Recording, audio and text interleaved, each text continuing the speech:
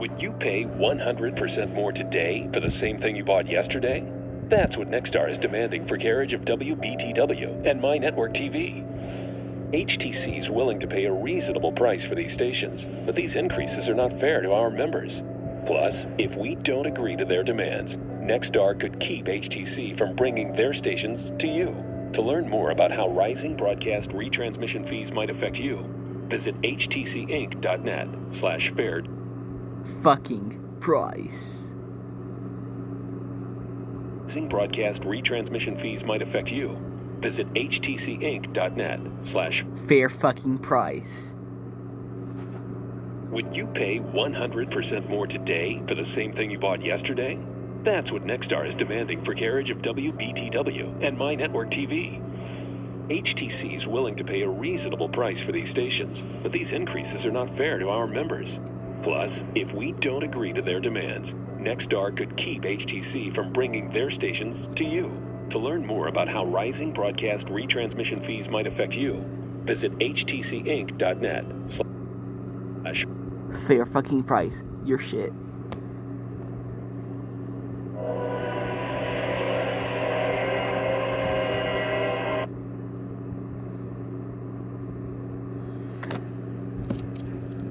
Fuck My Network TV, fuck the world, and fuck the economy.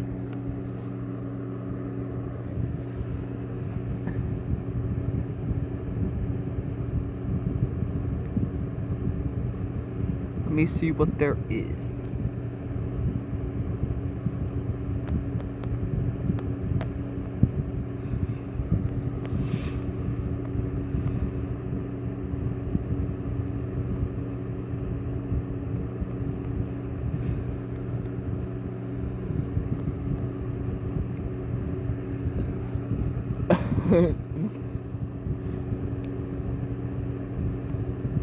Try to look for this.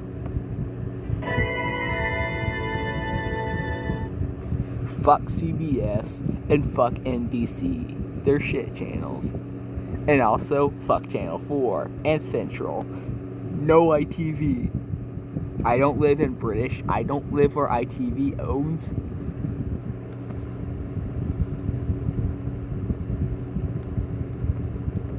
And let me look for that video about Earth Sand Productions, who does not make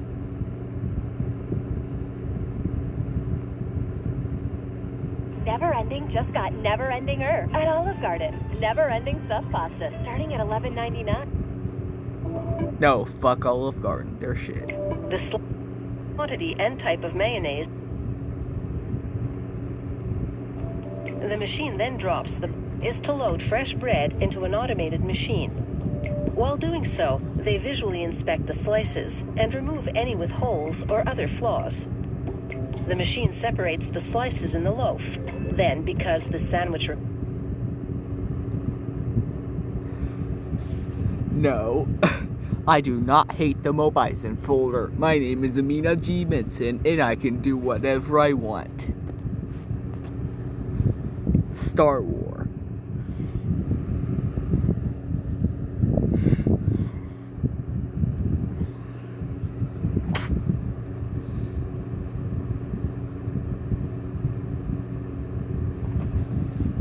See if I get the 2003 effect.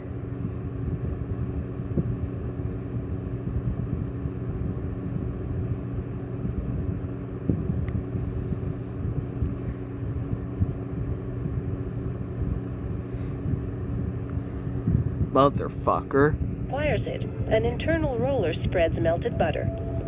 The machine then drops the buttered slices face up onto the belt that... What if you dug a motherfucking hole through the earth? What if you dug a hole through the earth? What would it take? How fast could you travel to the other side of the earth? I'm not gonna go to... How deep have we made it already? This is what if. And here's what would happen if you dug a hole through the motherfucking planet, the terrestrial earth. Dig a motherfucking hole through the earth. We all heard the rumor as kids that tunneling through the earth would take us to the other side of the world. Sorry to crush your dreams, it doesn't really work that way. Most people would end up in the middle of an ocean if they tried digging through the earth. It may work in some places. If you lived in Beijing, then you'd surface in Argentina. And from Madrid, it's a direct route to New Zealand. But how far would you get? If you could dig a tunnel through the Earth, it would be 7,918 miles long. And if you jumped right in, it would only take you 45 minutes to reach the opposite side of the Earth. Of course, in all the excitement, you might forget to grab onto something once you popped out, at which point you'd fall right back to where you started. So far, human digging has only made it 0.1% of the way through the Earth. In the 70s and 80s, the Soviets attempted to drill as deep as they could into the Earth's crust. They made it down 40,230 feet before temperatures of 570 degrees melted their equipment. But with a magic shovel, a superheat-resistant suit, and some special boots to hold your footing on molten rock, you might fare a little better. The Earth's interior is composed of 4 layers. The outermost shell is called the crust, which runs about 30 miles deep. And for every 0.6 miles of depth, the temperature goes up 77 degrees. The average human would suffer hyperthermia after the first mile. But since you're so well equipped, you get to dig down to the mantle. Digging through this layer would be a particular challenge, since it makes up over 80% of our planet's volume, and it's all hot liquid rock. Also known as the asthenosphere, this layer is responsible for tectonic plate movement, and it's the reason why we have mountains, volcanoes, and earthquakes. Not only would it be a sluggish task to dig through thousands of miles of molten rock, you may have to dodge a shifting continent in the process. Eventually, you'll make it to the cooler layer, an ironic descriptor, since the temperatures at Earth's outer core range between 7,200 and 9,000 degrees. This layer won't be any easier to get through than the mantle, since it's a shell of liquid iron. But try not to do too much damage with your digging. The outer core gives our planet its magnetic field, and we can't live without it. Finally, you get to the inner core, and it's probably where you should consider ending your journey. We're not quitters at What If, but we do care about your well-being. And take our word for it, digging through the Earth... Motherfucker, that's the Earth's core. The Earth's mantle is also hot. It's also equivalent to the surface of the fucking sun. Earth's core would not be fun. The inner You core is essentially a large white hot Hammer ball of solid iron and nickel. 504 It's solid 7 because 8 the pressure 9 from 4 1 2 3,218 miles 8 below the Earth's 9 surface X is so great it T prevents F the iron A from melting. O So with every U scoop of your R shovel, the S liquid iron from the outer core would television simply fill in the application empty gaps and Microsoft Windows solidify. XP In order to make it through, CFSS. you'd have to work much faster than is humanly possible. But that's no challenge here. The challenge, however, might be mastering the floating dig. With a significant amount of the Earth's mass above you countering the force of gravity from the rest of the world, you'd be rendered completely weightless. Hence, the floating dig. But with unlimited time, anything is possible. And somehow you make it through the core. Your journey out of the center of the Earth would be even harder, since gravity would be pulling you backwards the whole way through. When you finally break ground on the opposite end of the Earth, assuming you don't surface in the middle of an ocean, then you better be satisfied, because the way back would certainly be closed. So that's one way to travel, and we mean one way literally. Please do not try this at home. If you want to travel across the world, buy a piggy bank. Save your lucky pennies, and someday you'll get there. It may take longer than 45 minutes, but don't let that stop you from dreaming. Stay curious, keep asking questions, and of course, we'll keep digging for you. Know your mother.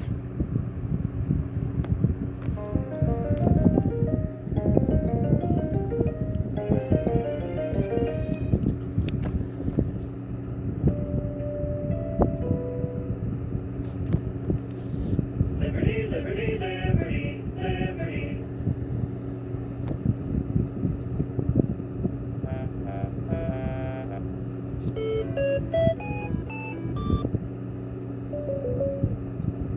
Clothing.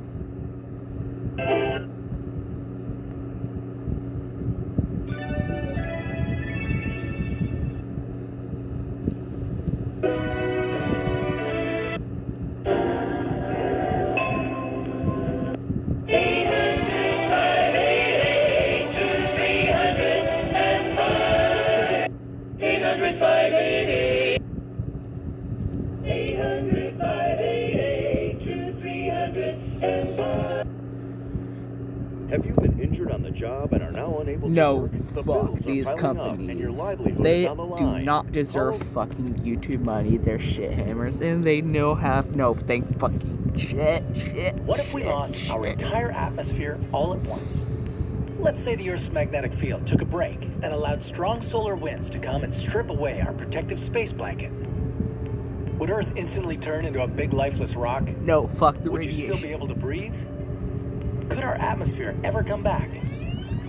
This is What If, and here's what would happen if our atmosphere vanished into thin air.